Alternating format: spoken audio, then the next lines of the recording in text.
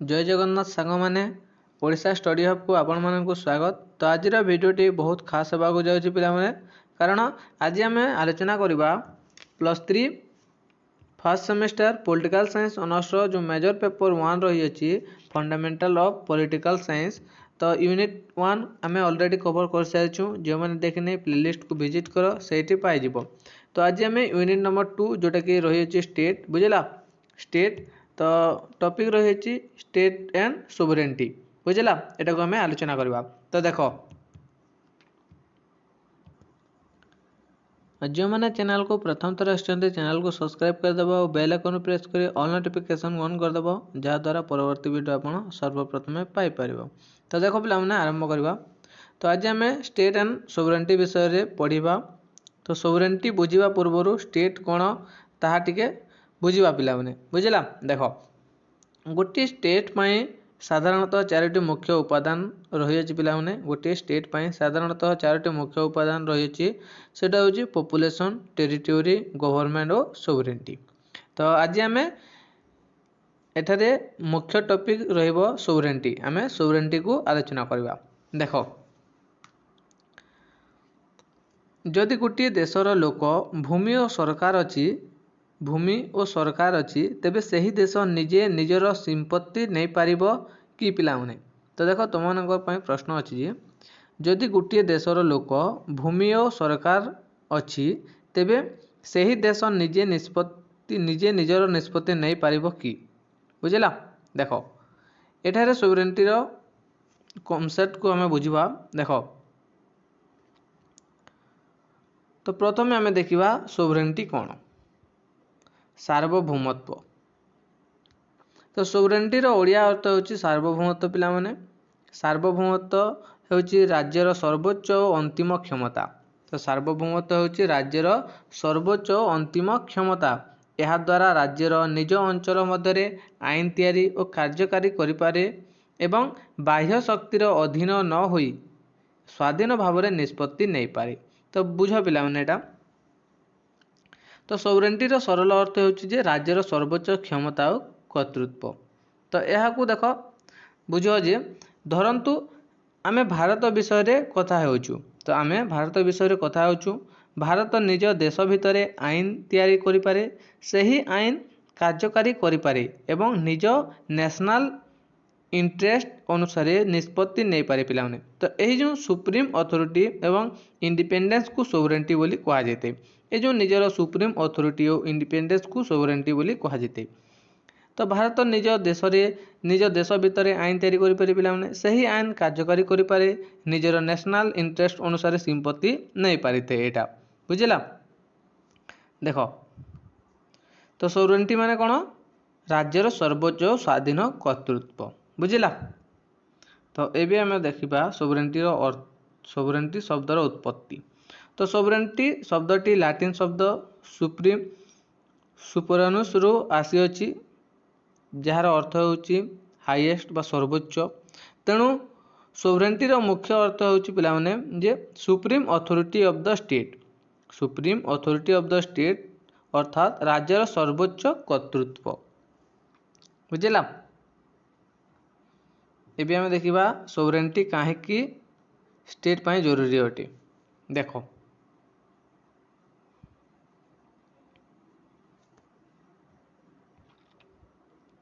तो देख पिलाने राज्यर मुख्य उपादान होची जे पॉपुलेशन जनसंख्या, टेरिटोरी निर्दिष्ट भूखंड, गवर्नमेंट मीन्स सरकार, सोवरेनिटी जोड़े सार्वभौमत्व। ये जो सोवरेनिटी राज्य को अन्य पॉलिटिकल एसोसिएशन ठारू पृथक करते पिलाने। सोवरेनिटी राज्य को अन्य पॉलिटिकल एसोसिएशन ठारू पृथक करते। यह राज्य को निज अंचल उपर सर्वोच्च अधिकार और बाह्य नियंत्रण ठारू स्वाधीनता देता है। किए सोवरेनिटी, बुझला।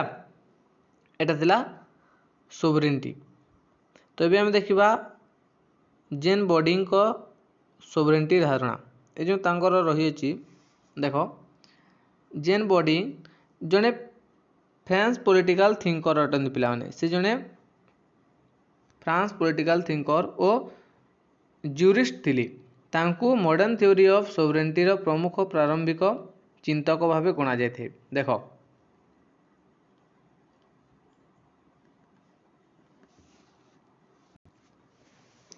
तो पिला माने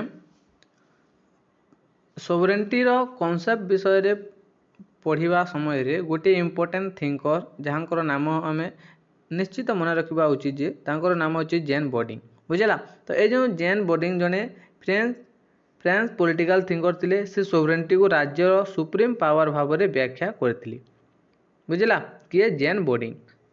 तो बोर्डिंग को धारणा रो जो सोवरेंटी रही सुप्रीम जोड़े सर्वोच्च एब्सोल्यूट बुझला सर्वाधिक परम बुझला स्थायी इत्यादि। तो क्लासिक बोर्डिनियन थ्योरी रे सोवरेंटी को इंडिविजुअल बोली मध्य बुझाइथिले एटा बुझाइला। देखो सोवरेंटी रो दुईटी दिग रही पिला माने कौन कौन इंटरनेशनल सोवरेंटी इंटरनल सोवरेंटी आ गोटे होची एक्सटर्नल सोवरेंटी आभ्यंतरीण सार्वभौमत्व आ गोटे होची बाह्य सार्वभौमत्व। देखो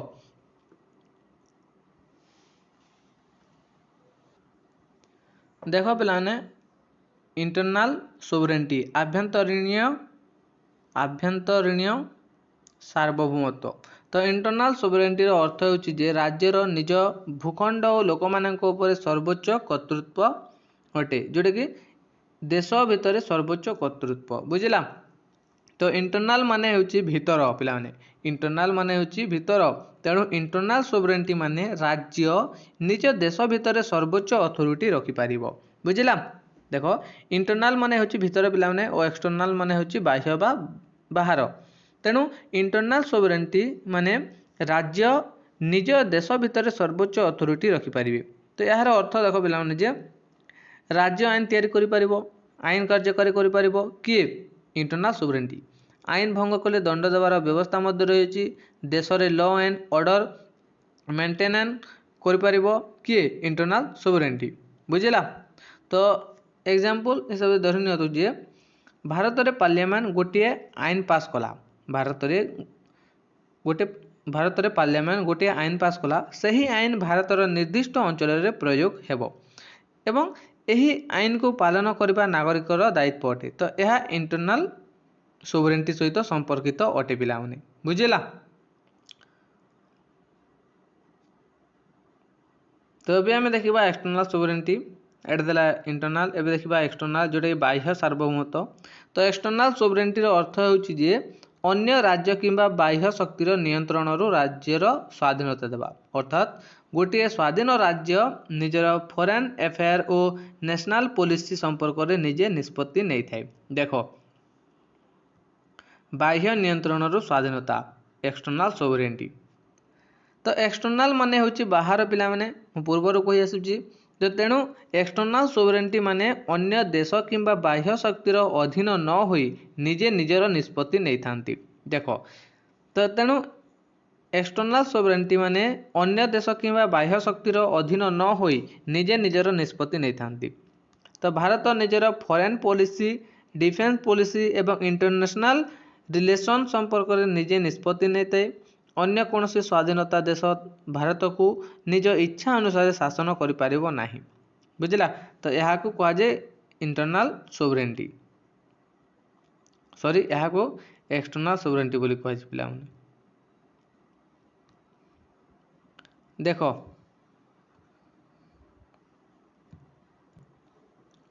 तो अभी आम देखा सोवरेंटी मुख्य वैशिष्ट्य जोटा कि सुप्रीमेसी रही सर्वोच्चता स्थायित्व सार्वजनीनता इत्यादि। देखो सोवरेंटी होची राज्यर सर्वोच्च अथॉरिटी। देखो सोवरेंटी होची स्टेट रो सुप्रीम अथॉरिटी स्टेट रो टेरिटोरी मध्य याठार उच्च पॉलिटिकल अथॉरिटी न थाए।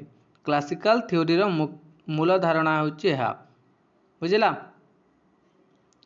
तो नेक्स्ट जोटा रही परमानेंस स्थायित्व। देखो गवर्नमेंट बदली पारे किंतु स्टेट रो सोवरेंटी रही थाए।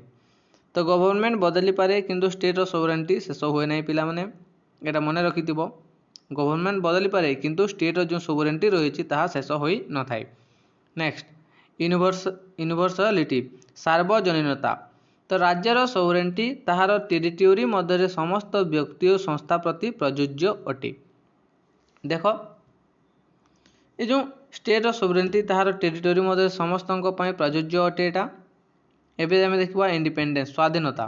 तो एक्सटर्नल सोवरेनिटी राज्य को बाह्य नियंत्रण रु स्वाधीनता करिथाय। लास्ट रही यूनिटी एकता। तो क्लासिकल थ्योरी रे सोवरेनिटी को एक सर्वोच्च अथॉरिटी भाव में बुझाई जाए।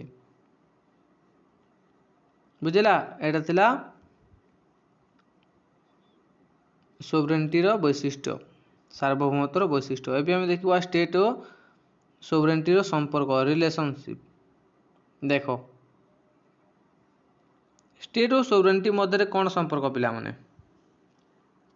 स्टेट और सोवरेनिटी मध्य कौन संपर्क देख स्टेट रो पॉपुलेशन टेरिटोरी रो गवर्नमेंट थिबा आवश्यक अटे किंतु स्टेट रो स्वाधीनता पॉलिटिकल अथॉरिटी पय सोवरेनिटी मध्य आवश्यक अटे पिला माने। तो population plus territory plus government थिले मध्य जदि एक पॉलिटिकल कम्युनिटी बाह्य नियंत्रण रु स्वाधीन नुहे एवं निज टेरिटोरी मध्य सुप्रीम अथॉरिटी न थाए तेबे एहार स्टेटहुड अपूर्ण होइताय। तो सोवरेनिटी ही स्टेट को अन्य एसोसिएशन ठारू अलगा करथुवा मुख्य वैशिष्ट्य अटे पिला माने मन रखिबो एटा। तो एटा थिला तमरो +3 first semester political science honours major paper 1 बा कोर पेपर 1 रो यूनिट नंबर 2 जोटा कि स्टेट रही जाइए। तो आशा करछि वीडियोटी भल लेथिबो। वीडियोटी भल लेथिले तुम संग साथी मानको शेयर कर देबो जहा द्वारा से माने मध्य उपकृत होई परिबे। तो देखो पिला माने गोटे मिनिट देखो जे केतोटी प्रश्न मु कहूची तार आंसर कमेंट रे जणेबो। जे प्रथम एटी सोवरेनिटी कोन पिला माने सोवरेनिटी कोन। नेक्स्ट सोवरेनिटी रो दुईटी एस्पेक्ट कोन।